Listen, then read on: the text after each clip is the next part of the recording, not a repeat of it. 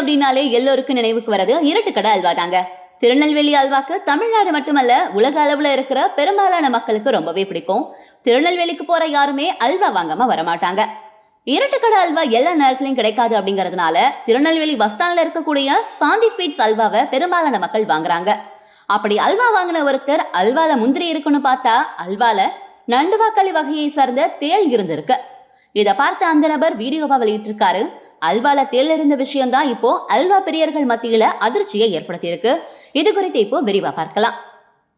நெல்லை junction பகுதியில் உள்ள பிரபலமான சாந்தி ஸ்வீட்ஸ் கடையில வாங்கிய அல்வால நண்டுவாக்களி பூச்சி இருந்த சம்பவம் பெரிய அதிர்ச்சியை ஏற்படுத்தியிருக்கு.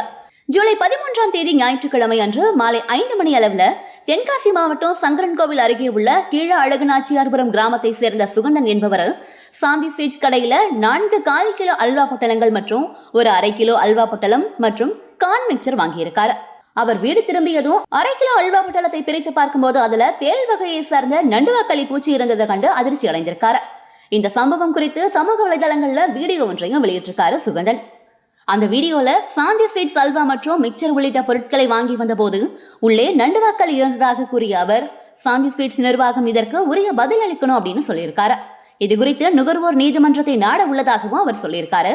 பாரம்பரியமான திருநெல்வேலி அல்வாவுக்கு பெயர் போன சாந்தி ஸ்வீட்ஸ் கடையில நடந்த இந்த சம்பவம் நெல்லை அல்வா பிரியர்கள் மற்றும் சுற்றுலா பயணிகள் மத்தியில பெரும் அதிர்ச்சியை ஏற்படுத்தியிருக்கு. உணவுப் பொருட்களின் தர கட்டுப்பாடு குறித்து கடுமையான கேள்விகளையும் இந்த நிகழ்வு ஏற்படுத்தியிருக்கு. இந்த சம்பவம் குறித்து உங்கள் கருத்து என்ன? இனி நெல்லை அல்வா வாங்கும் போது நீங்கள் கூடுதல் கவனம் செலுத்துவீர்களா அப்படின்னு கமெண்ட்ல சொல்லுங்க.